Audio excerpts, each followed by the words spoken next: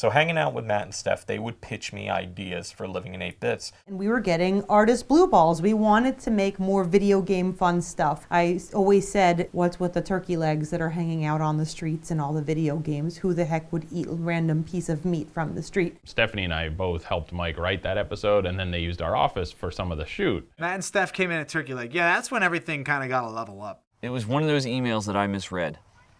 I didn't know I was the lead, and I showed up with cargo pants on, sneakers, and a t-shirt. It was either a Saturday or Sunday morning. I had just woken up. I had no clue what the lines were. None. What kind of... damn it. Yeah. I actually told Mike, I was like, dude, I didn't think I was the lead on this one. I'm sorry, I didn't read the script all that much. I had my hockey stuff in my truck. So Mike says, all right, so the scene starts with you jogging in the park. I said, Mike, I'm in cargo pants. Nobody jogs in this. He goes, all right, so what do you suggest? I said, well, I have my hockey stuff, and I actually do have my outdoor skates. People do that, not necessarily in this, but at least it's a little bit more plausible. So I'm rollerblading, and this just shows you how much we have to change things around. You know, he goes, all right, you pull up to here and you stop, and then that's when Ponner and Jeff come out for the fight scene. I said, oh, well, I can't fight in skates. So I was trying to figure out what we could do, and someone just yelled, why don't you say I have to equip my boots? So I just have to switch on my boots? Equip my boots. I have to equip my boots. I have to open my menu and equip my I have to equip my boots. Okay. And I said, yeah, okay. And it could be something like from Zelda or Link or something like that, where I have to equip my boots, and you always you go to the menu screen and boop. Instead of e-tanks, there were coffee tanks because Mike knows I drink a lot of coffee, as you do in this industry.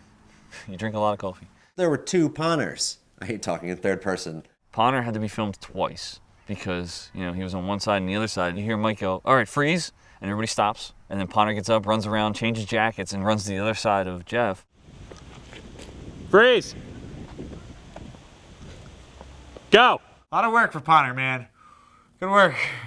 Two Ponners. So a lot of stuff gets shot in our office because we're the only ones that have a real office. And by real office, I mean this wood-paneled monstrosity. I figured it was gonna be 8 hours, 12 hours, something like that. And Mike's like, oh no, it's gonna be 2-3 hours to shoot all of that stuff. And that was kind of unheard of to me. And I didn't realize how efficient Mike is, and I can't stress that enough. And we decided that working overanalyzers into that would make sense because we'd need doctors in the episode anyway, and the closest thing any of our series had to doctors were these quack scientists from overanalyzers, so that was a way that Mike was able to include Stephanie and James. Of all the things we did at the time, that was the most terrifying for me, just because I was such a big fan. It's always fun to be able to act something that isn't your own script. Steph was saying knee bones connected to whatever, and then I just said, well,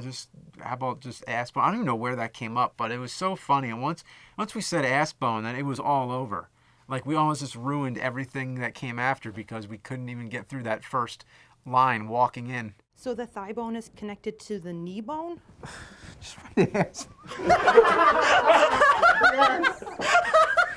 I'll just write ass, that's fine. When I saw the final shot all put together, you already know it's going to be funny, but then when you see it there all put together, then it just confirms that it's yep, that's what...